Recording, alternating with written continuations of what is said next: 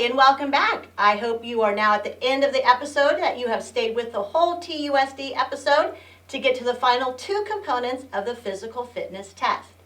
The last two components are the trunk extensor lift and the push-ups. They are both done on a mat on your stomach, so I saved these two to do together. That's what most teachers do.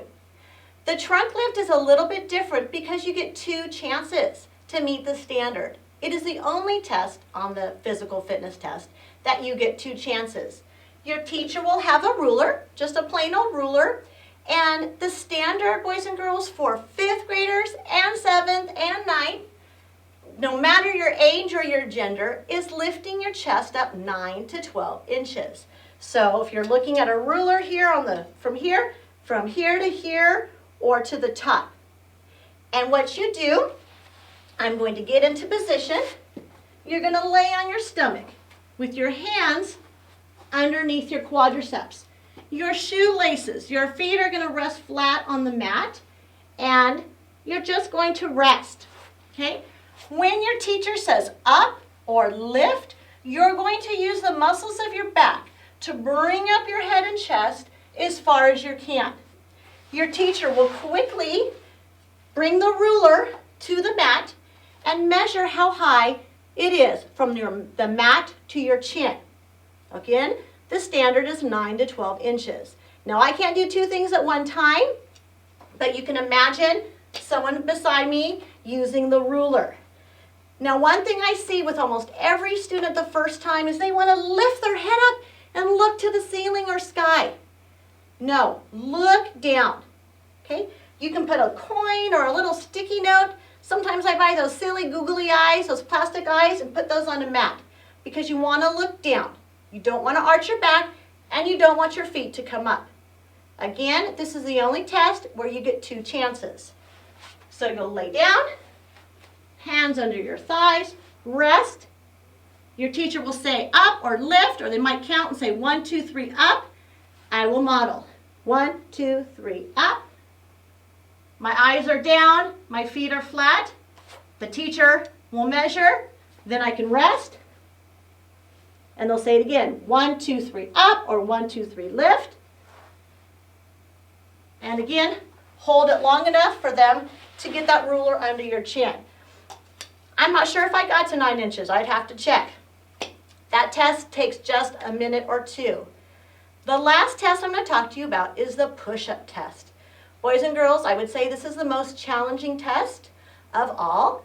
That's why I spend so much time with my students practicing planks. It's a great way to build your upper body strength and endurance. Okay?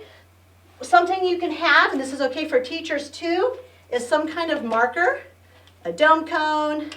This is just a little bowl, so you know how far you have to go down. Just like with the curl-ups, there is a cadence. Okay? With our curl-ups, we went up and down. With push-ups, we're starting up. So we're going to say down, up, down, up. Again, 2 form breaks, 2 mistakes. We count the first one. The second one, we stop you. Okay? Your arms in the up position, boys and girls, have to be straight.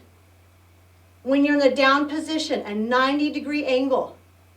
Your bottom can't be up. Your bottom can't be down. You have to have a very flat alignment, just like with those planks. The cadence will play, but let me tell you a little trick, and you'll hear this at the beginning. You'll hear, it's now time to begin the push-up section, or something similar to that. If you are up in your up position during that part, boys and girls, that's about 4 seconds of strength that you're using. So I suggest starting in a pre-push-up position, either on your knees or on one knee. And when you hear ready, begin, then come up on your toes. Because if you're not, if you're on that up position, you'll get tired, and maybe the person next to you testing isn't ready and your teacher has to start again. That is a long time to be with straight arms. So that is my little helpful hint. you want to make sure that your marker is under your chest. So you might have to move it. Okay? Again, I'm going to be on my knees to show you. This is up, this is down. Okay, so I'm going to play the cadence so you can hear. Oh, let me tell you about the standard.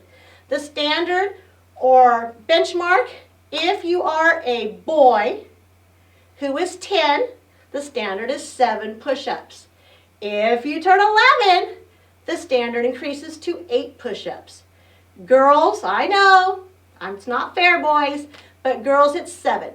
7 push-ups if you're 10, 7 push-ups if you're 11. As you go up through the grades, that number goes up for just the boys. Sorry, boys. Anyway, I'm going to get myself in position.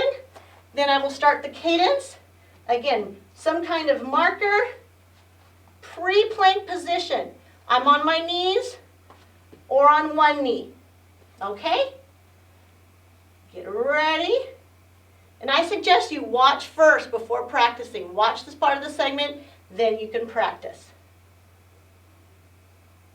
We'll now begin the push-up section. Ready? Begin.